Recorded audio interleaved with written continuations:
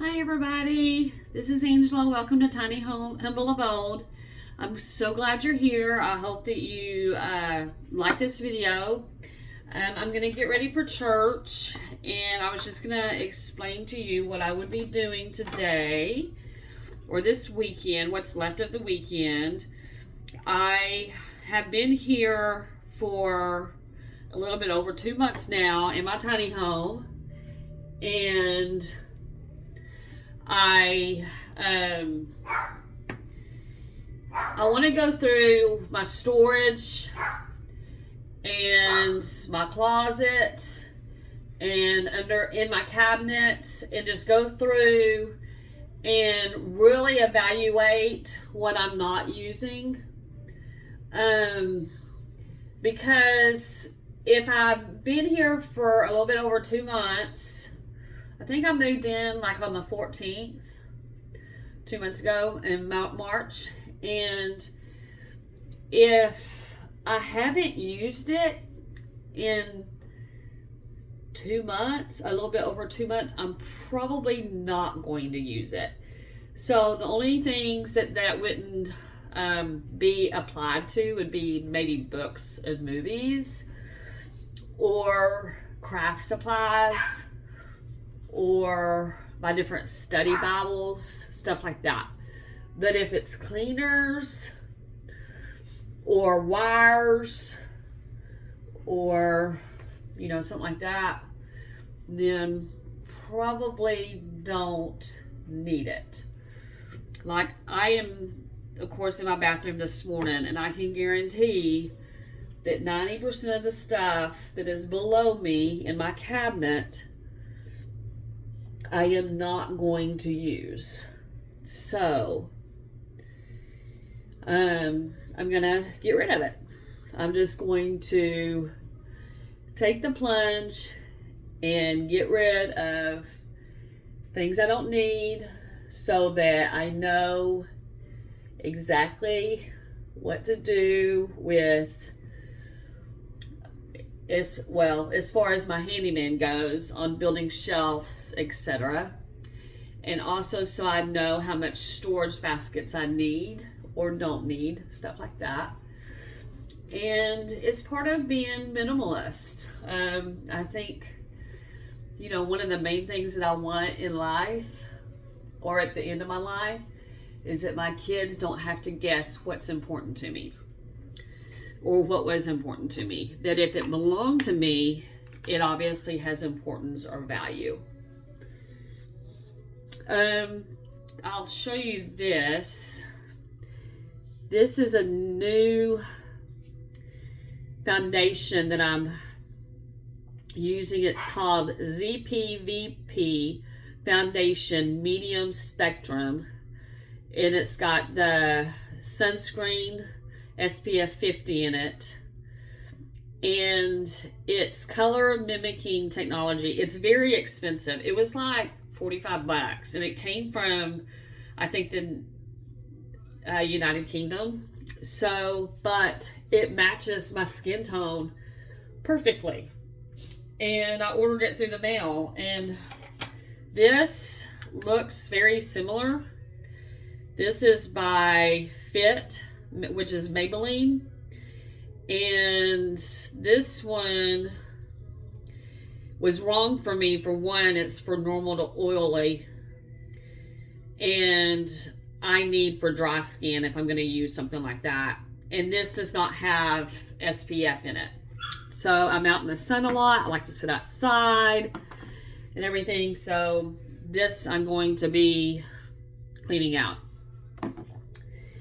Anyway, I don't always wear makeup. I only usually wear makeup when I'm going to church. And today is one of those days.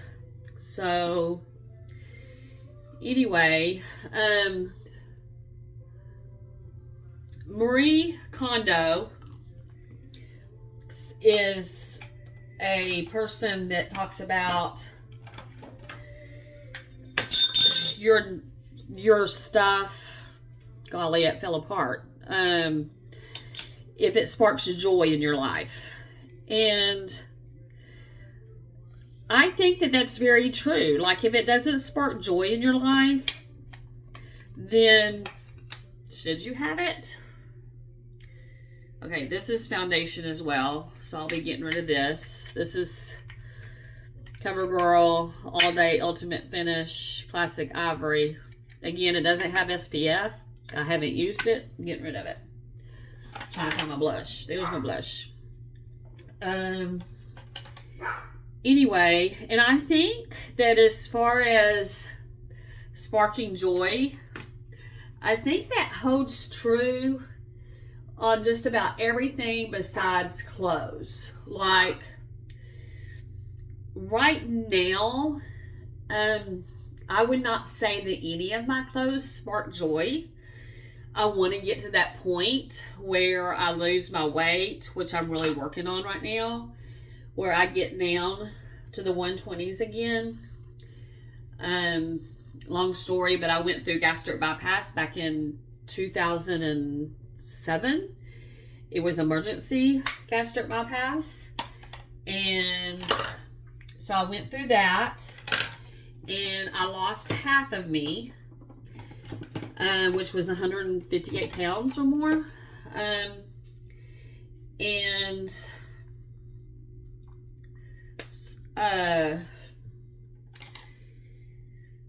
Then by the time my husband got sick, when he got sick, I weighed 220 pounds. And while he was sick, and then after his death, I got down to 123. 4 years ago, I was down to 123, and now I have gained a pretty significant amount of weight. And the goal is to get this weight off. So that's my goal.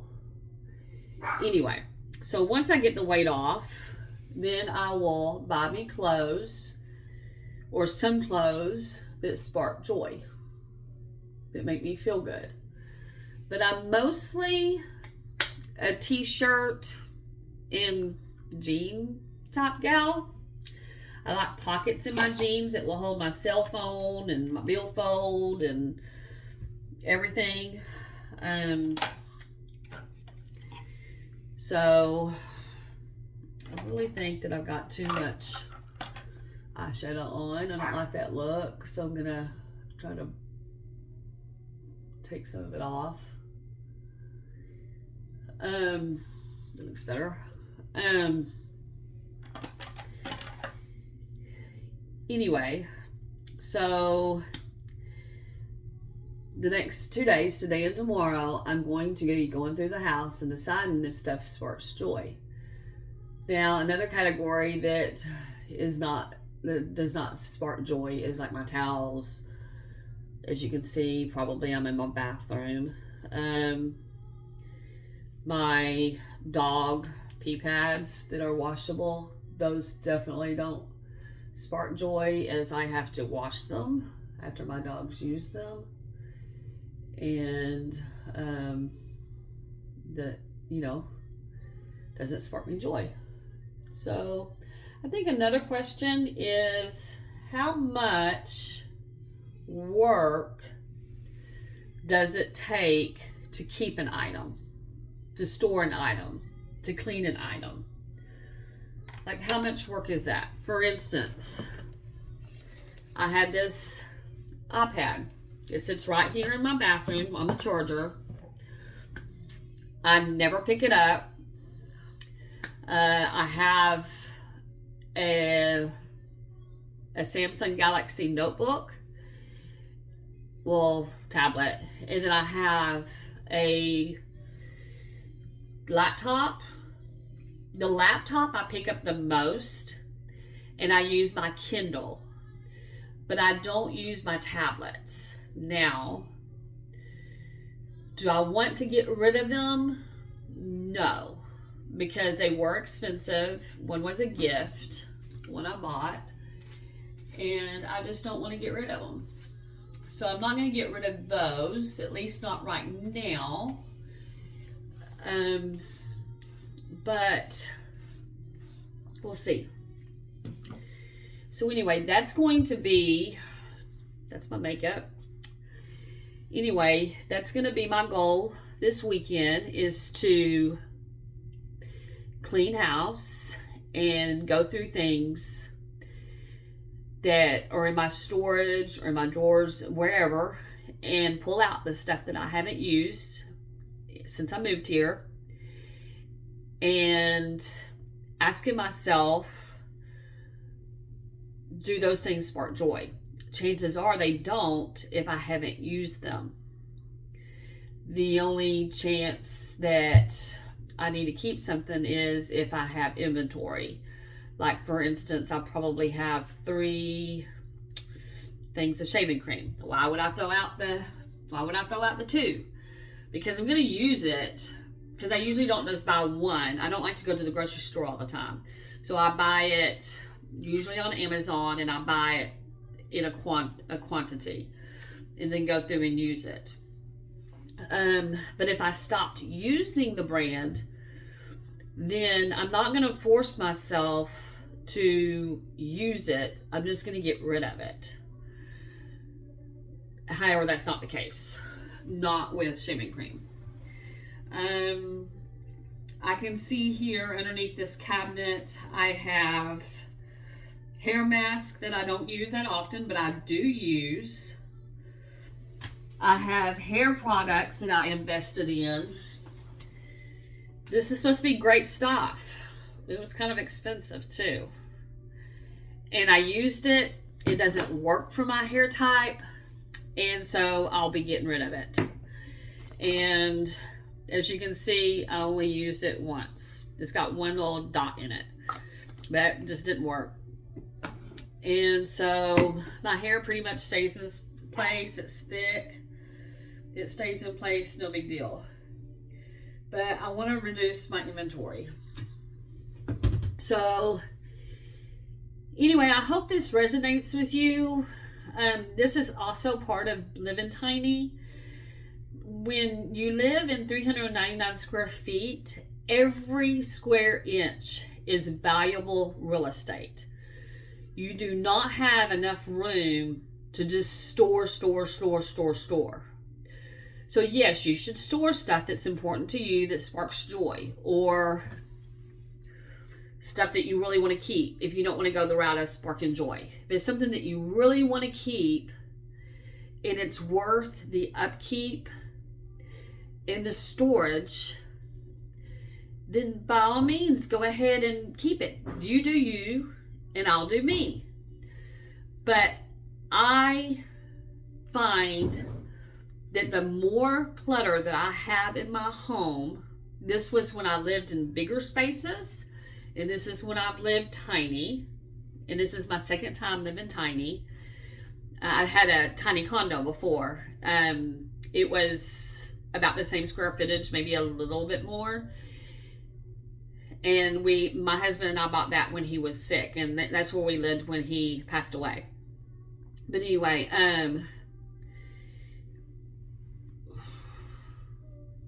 when I lived in bigger homes, the clutter would still get to me. So it's not a matter of the clutter's getting to me because I'm living tiny. And my house is not that cluttered. It really isn't. It's not cluttered at all.